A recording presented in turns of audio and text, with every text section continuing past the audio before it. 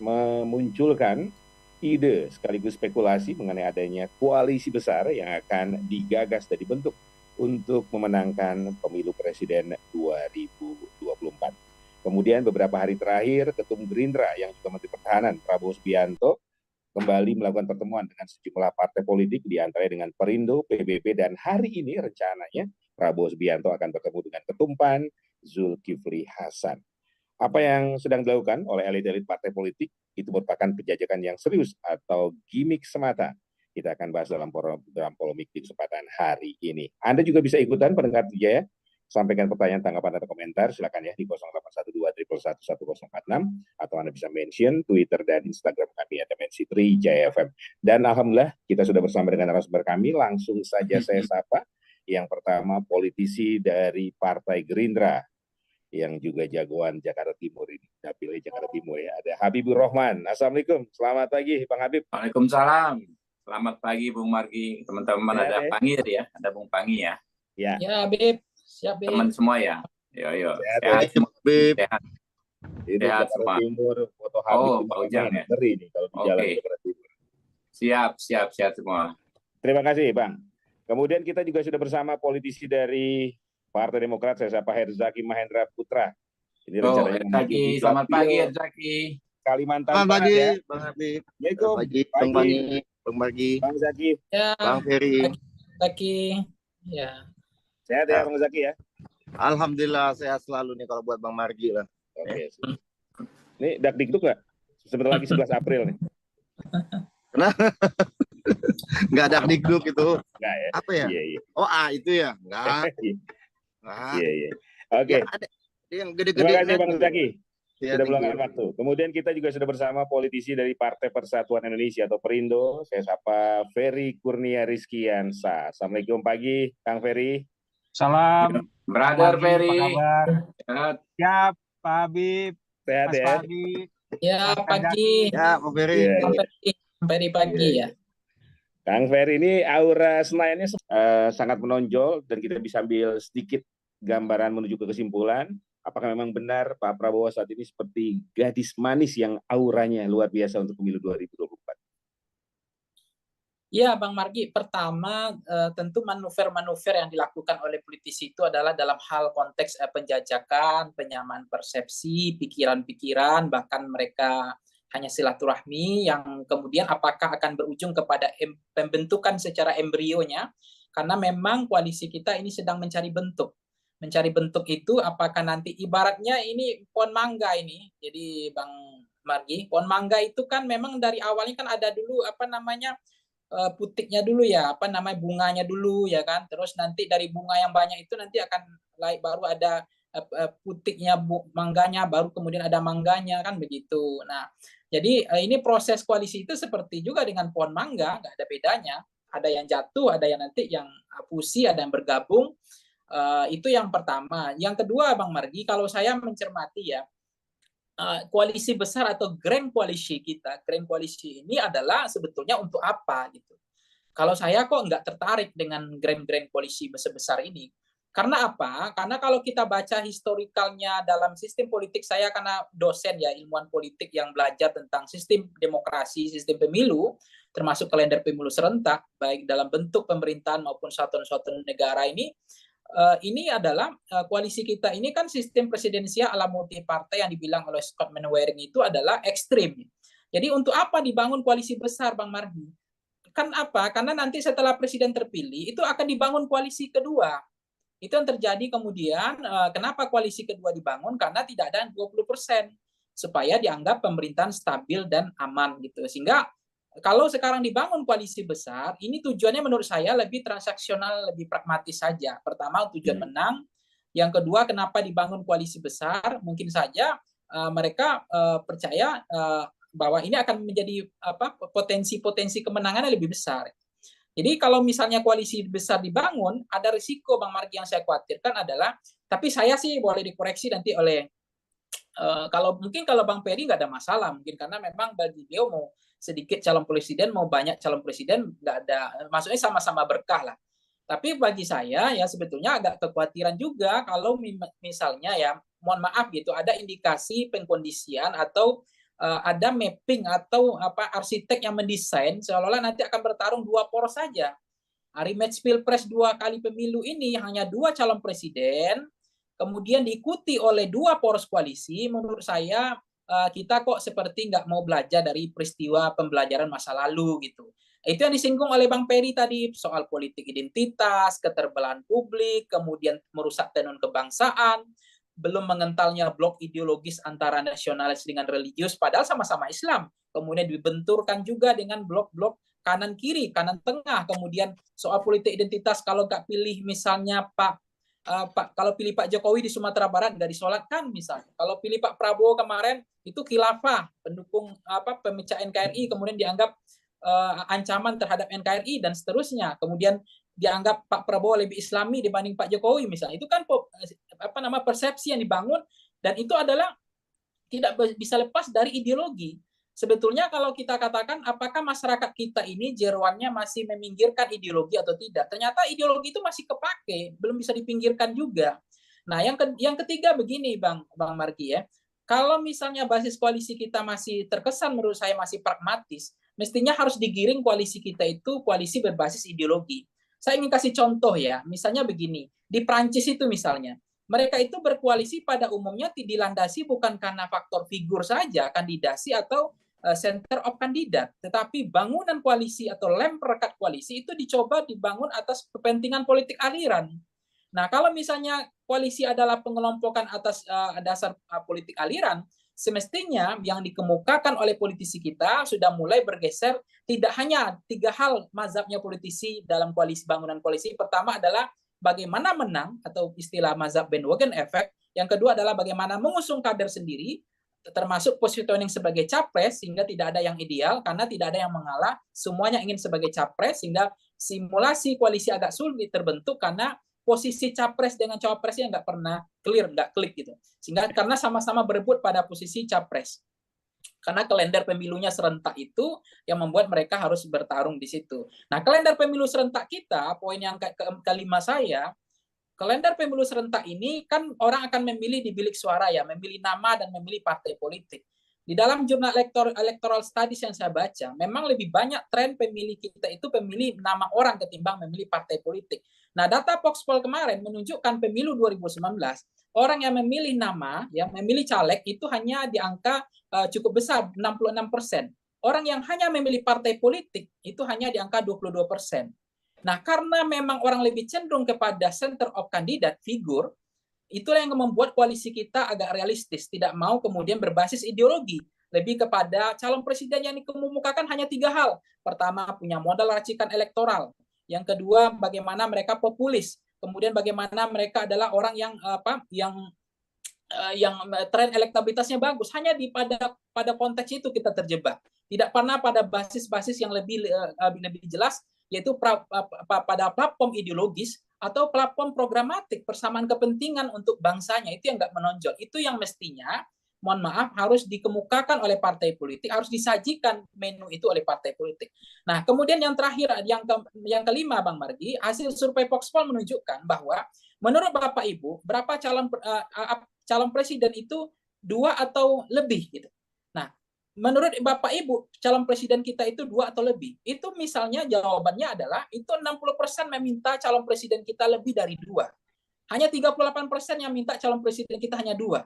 Nah, kalau kita kejar lagi Bang Margi dari 3 kali data yang kita ambil dan konsisten data itu baik 2020, 2019 sampai 2021, konsisten data itu 2020 maksud saya, itu menunjukkan bahwa kenapa mereka menginginkan lebih dari 3 calon presiden?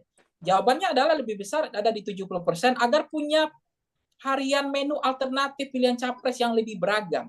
Itu yang mengapa kemudian banyak golput ideologis. Tidak hanya golput teknis maupun golput administratif. Karena varian menu atau sajian menu yang disajikan ke publik oleh partai politik itu terbatas menunya. Sehingga banyak generasi Gen Z dan milenial tidak merasakan representasi mereka. Akhirnya apa? Mereka golput karena merasa tidak ada calon presiden yang ideal menurut mereka.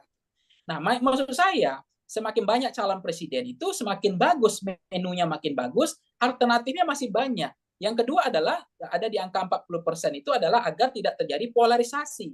keterbelahan yang kemudian cukup menganga, merusak tenun kebangsaan kita, yaitu politik identitas yang tidak bisa dibenturkan, tidak bisa dihentikan karena ada dua pasang calon presiden, tidak ada pemecah gelombang sehingga bipolar head to head. Nah, ini yang kemudian yang membuat masyarakat kita terbatas gitu. Nah, ini adalah data yang saya punya yang menurut saya kenapa harus lebih dari 2 calon presiden. Kalaupun 2 calon presiden dipaksakan, tentu kita nggak mau. Jadi kalau saya sih nggak mau jadi keledai gitu, peristiwa yang sama ini terulang. Jadi minimal kalau 3 calon presiden kita akan lebih berkualitas, pemilu kita lebih baik menurut saya. Karena tapi ada juga mazhab orang mengatakan nggak penting, mau 2 mau 3 nggak ada penting gitu, nggak ada hubungannya. Tetapi bagi saya ini juga sangat penting di dalam menjaga kualitas demokrasi atau pemilu kita gitu. Nah kalau kemudian ambang batas presiden 20% kan memang udah masalah sebetulnya, karena tidak penting lagi menurut saya. Karena apa? Kalau dianggap ambang batas 20% itu adalah untuk stabilitas politik, toh nanti setelah pemilu presiden terpilih juga semua partai politik pemenang pemilu akan mengambil partai-partai lain untuk bergabung ke dalam koalisi. Jadi memang nggak relevan juga 20%. Jadi ada indikasi memang makin banyak calon presiden kita itu makin baik. Oke. Dan kalau kita melihat pergerakan beberapa waktu terakhir itu belum bisa menjadi cerminan juga ya, bahwa akan 2 atau 3 pasangan. Nah, kalau kita berharap sebetulnya begini, kalau PDIP bergabung juga dengan KIB sama KIR, ini selesai, berarti hanya 2 blok ideologis. Super blok ini seperti ini ancaman terhadap, bukan ancaman ya, agak repot kita mengendalikan demokrasi ini gitu. Karena nanti akan dihadap-hadapkan tesis antitesisnya akan kelihatan. Bagaimana akan mengentalnya blok ideologi, dan isu-isu itu akan mengental dengan sendirinya. Isu yang pas untuk Sumatera Barat disesuaikan gitu, isunya apa, kanan gitu ya, tengah. Kemudian isu yang tepat untuk NTT nanti disesuaikan juga. Nah, ini calon presiden kita ini akan jadi korban saja. Mereka adalah orang terbaik bisa, tapi kan inner circle lingkaran kita, masyarakat pemilih kita kan masih pemilih sosiologis dominan, ada di angka 70%. Jadi basis mereka itu masih mudah terjebak oleh politik-politik berbau suku, agama, dan ras itu masih. Kalaupun ada orang mengatakan bahwa masyarakat kita kian cerdas, iya, tapi menurut saya peristiwa 2019 itu kelihatan banget gitu. Termasuk 2014. Baik. Diartikan sebagai sinyal endorse atau ada analisa lain, Bang? Memang di era Pak Jokowi ini di akhir 2 periode, di hampir selesai ini, lengser beliau 2 periode 14 Februari besok. Saya sebut tanggalnya ya supaya beliau jangan langsung berhenti 14 Februari. Supaya isu perpanjangan ini jangan berkembang terus kan. Jadi Pak Jokowi kan 14 Februari kan selesai itu. Nah, artinya memang paling sering mengendorse itu memang calon presiden Pak Jokowi yang paling banyak.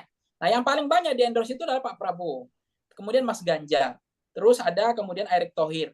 Tapi yang anehnya memang Puan di closing seolah udah ditutup karena nggak ada tren, tidak ada elektabilitas. Mungkin itu juga yang membuat, mohon maaf, Ibu Mega agak tersinggung, mungkin marah juga sedikit gitu. Karena bagaimanapun ya sayangnya anak sama ibu kan beda. Yang kedua ini anak ideologis juga. Kemudian kok lebih banyak endorse-nya kepada dianggap tidak kader sendiri, sementara Pak Jokowi kader PDIP. Kok yang di-endorse bukan Mbak Puan, seolah Mbak Puan itu sudah dianggap tidak terjadi pertumbuhan elektoralnya, tidak ada tren, sehingga memang di closing. Ini membuat mungkin Ibu Mega juga agak marah sedikit pada HUT PDIP itu. Pak Jokowi itu bukan siapa-siapa kalau bukan karena PDIP, itu tanda sinyal saja. Tetapi memang bagaimana kedekatan Pak Prabowo dengan Pak Jokowi ini memang secara chemistry politik, nuansa kebatinan memang ada gitu. Kalau kita lihat pertemuan-pertemuan, tentu termasuk yang sering diajak jalan satu mobil, kemudian di acara-acara panen raya dan seterusnya, itu memang banyak kode sinyal itu ditunjukkan ke Pak Prabowo. Tapi konteksnya, apakah Pak Prabowo sebagai calon presiden? Belum tentu. Bisa saja positioningnya sebagai capres, bisa saja sebagai cawapres. Maka ada otak-atik kemarin itu adalah Ganjar Prabowo atau Prabowo Ganjar. Nah, itu kan masih tentatif, masih mencari jalannya gitu. Saya meyakini bahwa ini nggak akan ketemu karena Pak Gerindra nggak mau ngalah, juga Mas Ganjar nggak mau ngalah. Tapi hubungan Pak Jokowi dengan Pak Prabowo, ya 1 tahun sebelum beliau lengser pun sebetulnya Pak Jokowi sudah memberikan panggung yang cukup bagus kepada Pak Prabowo gitu. Tetapi memang ada juga partai politik yang menyerahkan nasibnya ke Pak Jokowi langsung, ada menyerah tanpa syarat, memberikan lehernya langsung, ada menyerahkan peta politik atau calon presiden ke panglima tertinggi, itu ada. Saya nggak mau sebut partainya. Ini menarik juga nih. Ada Ya, Tapi itu dinamika partai kita ya. Ada yang ya, ya, percaya ya. keputusan kader, ada yang tidak. Gitu. Oke, gua pilih yang ini nih. Iya, sebetulnya kalau dari ideologi belum ada pembatas yang jelas ya di partai politik, memang belum kelihatan. Seperti kalau di Amerika Serikat kan jelas, partai pemenang saja langsung di ruling party, yang kalau oposisi nggak ada yang gabung. Di Indonesia masih ada yang gabung kan. Tetapi itu dua partai, mungkin sistem pemilunya beda, sistem pemerintahannya beda. Tapi konteksnya, kalau saya bicara konteks tadi bahwa soal garis pembatas koalisi kita hari ini, sebetulnya udah mulai kelihatan. Makanya nggak mungkin itu Perindo mau gabung ke KIB Koalisi Perubahan agak memungkinkan menurut saya, karena chemistry-nya Pak Haritanu ini adalah Pak Jokowi banget. Nah, Pak Jokowi ini lucunya, hebatnya, salutnya saya. Biasanya orang bilang kan kutukan periode kedua tuh Bang Margi. Biasanya presiden itu kalau udah periode kedua 1 tahun udah ditinggal gitu. Ya, Ditinggal udah nggak dianggap. Udah nggak dianggap. Nah ini ternyata seolah-olah, makanya Pak Bu Mega geleng-geleng nih orang nih. Ternyata setelah dia masih di ujung kepengurusan dia sebelum lengser, masih sering mengendorse, berhasil dan paling banyak mengendorse calon presiden. Yang kedua, beliau seperti menjadi kingmaker, mendesain sebagai arsitek atau menjadi punya kemampuan untuk membangun koalisi besar, grand koalisi gitu. Nah, mungkin saya katakan itu bisa saja gertak sambal ya ke PDIP. Kalau nggak pakai Ganjar, nggak pakai PDIP, saya pakai inilah, sudah disiapkan. Nah, sama ambang batas, garis pembeda antara koalisi perubahan dengan KIB atau KIR atau apa namanya nanti, itu sebetulnya sudah kelihatan, gitu. Sudah kelihatan banget pembatasnya. Sehingga memang sekarang ini adalah, tapi kan masyarakat ini seolah-olah memang koalisi perubahan ini dianggap antitesis Pak Jokowi, kan begitu. Itu stempelnya. Nah, sementara koalisi KIB, KIR, dan koalisi yang lain dianggap sebagai legasi kelanjutan Pak Jokowi. Adalah ada saham Pak Jokowi di sana nanti untuk kemenangan itu. Saya lihat ke situ arahnya.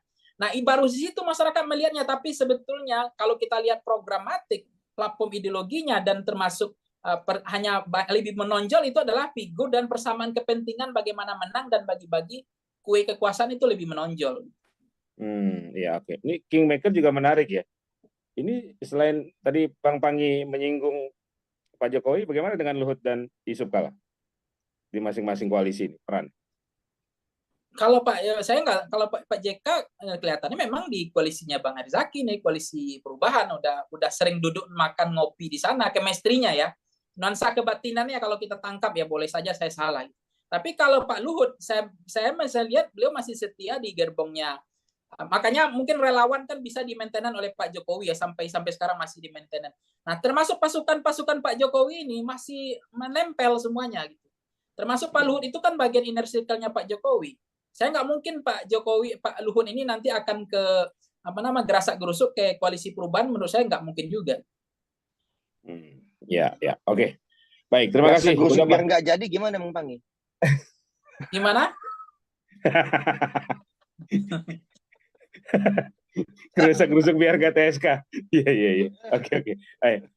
Biar TSK apa biar nggak TSK itu? Ya tergantung dia. Merespon Habib ya. Saya sebagai pengamat menyampaikan apa yang ada. Data saya ada. Saya nggak ragu dengan data saya. Saya survei 3 kali, 2019, 2020, 2021, bahwa berapa calon presiden yang paling ideal. Saya tanya ke masyarakat. Itu pasti saya data, bukan asumsi loh, bukan persepsi loh. Kalau nggak percaya data saya, nggak apa-apa. Tapi saya punya data. Masyarakat itu menginginkan lebih 2 calon presiden. Siapa biang keroknya? Politisi juga. Kenapa dibuat 20% itu ambang batas? Itu kan biang keroknya yang membuat kita tidak punya calon presiden alternatif, tidak ada pilihan, menu yang terbatas. Karena ini yang disebut dalam teorinya, ini ya Gabriel Almond teorinya, silakan dibaca itu. Yang dikhawatirkan di dalam sistem demokrasi itu bukan pada tahap electionnya, pada tahap kandidasinya yang bermasalah. Di situ disumbat, termasuk ini Demokrat mau disumbat juga ini, ada indikasi ke sana. Jadi dijegal. Jadi yang kita khawatirkan bukan pemilihan kok. Itu biar aja ada KPU-nya, ada Bawaslu, tapi pada tahap kandidasinya itu sudah dikondisikan oleh kelompok-kelompok yang memang tidak punya pikiran untuk bagaimana membangun bangsa gitu. Hanya bagaimana menang, nanti mereka bagi-bagi kue kekuasaan itu gitu. Jadi itulah oligarki itu. Itu yang dikhawatirkan. Saya khawatirkan pada tahap kandidasi kok.